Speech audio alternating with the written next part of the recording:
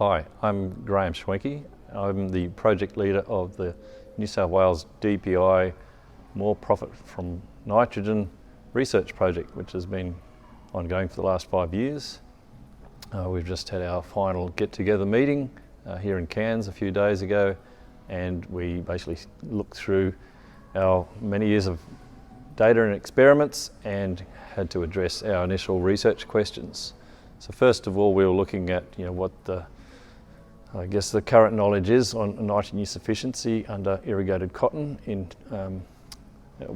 centred in northern New South Wales. And I guess what came out of that review was that there's been an increase over the years in the amount of nitrogen fertiliser being applied, but not necessarily being followed with an increase in cotton lint yields. So that means that there's other things limiting yield apart from nitrogen.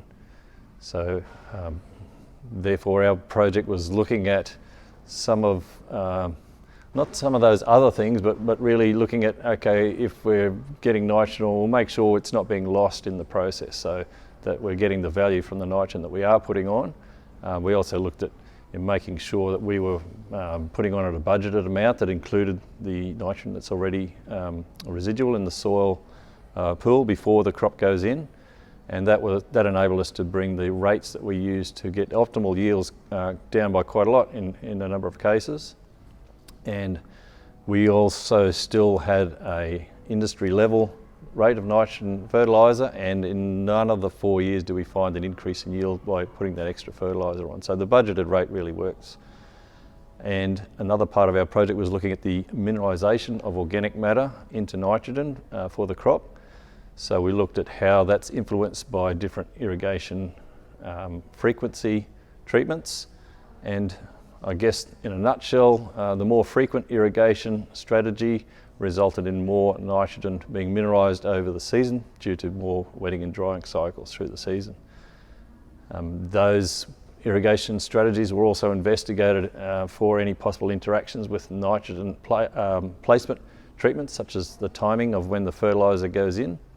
We didn't find any direct interactions, but we did find both those irrigation strategies and the timing treatments on their own had effects on the cotton lint yields, although those effects of the timing differed between the different seasons that we had. So whether it was a dry season or a really wet season affected how those timing treatments influenced the crop.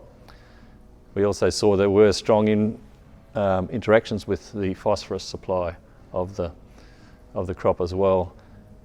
We also looked at other nitrogen loss processes, such as the runoff in the irrigation water and also the potential for volatilisation from ammonia.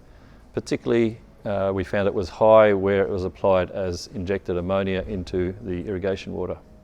So those are some of the very many things that we looked at over the project, and they will be available on the website to read in more detail in coming months. Thank you.